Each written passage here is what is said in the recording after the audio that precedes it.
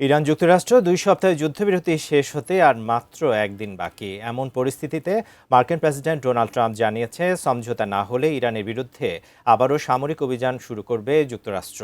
আর Iran বলেছে, হুমকির মুখে কোনো ধরনের সমঝোতা করবে না তারা। দুই পক্ষের অনড় অবস্থানের কারণে ইসলামাবাদে শান্তি আলোচনা ঘিরে তৈরি হয়েছে অনিশ্চয়তা। ওয়াশিংটনের স্থানীয় সময় বুধবার সন্ধ্যায় শেষ হচ্ছে যুক্তরাষ্ট্র ও ইরানের 2 সপ্তাহের অস্থায়ী যুদ্ধবিরতি।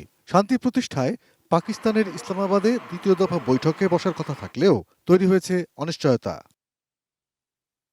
ইসলামাবাদে দ্বিতীয় দফা বৈঠক যদি না হয় বা বৈঠকে যদি কোনো সমঝোতা না হয়, তবে ইরানের বিরুদ্ধে আবারও সামরিক অভিযান শুরু করতে যুক্তরাষ্ট্রের সেনাবাহিনী পুরোপুরি প্রস্তুত বলে হুঁশিয়ারি দিয়েছেন প্রেসিডেন্ট ডোনাল্ড ট্রাম্প। সিএনবিসিকে দেওয়া এক সাক্ষাৎকারে ট্রাম্প বলেন, যুদ্ধবিরতির এই সময়কালে মার্কিন বাহিনী যুদ্ধের জন্য প্রয়োজনীয় সরঞ্জামের সমাবেশ ঘটিয়েছে।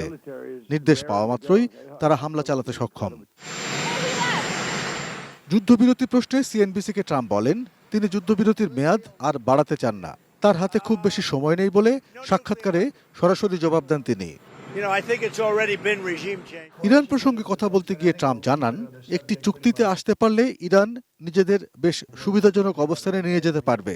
তেহরানের বর্তমান পরিস্থিতির দিকে ইঙ্গিত করে তিনি আরও বলেন, আলোচনার টেবিলে আসা ছাড়া ইরানি কর্মকর্তাদের সামনে আর কোনো পথ খোলা নেই।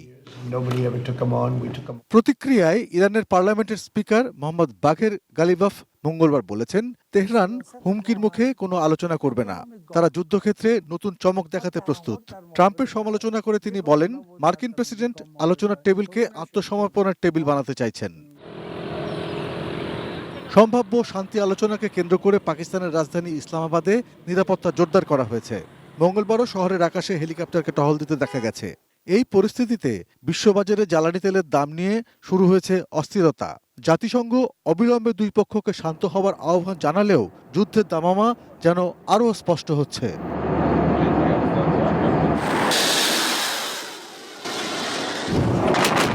অর্পণ মিত্র, ডেস্ক রিপোর্ট, এটিএন নিউজ।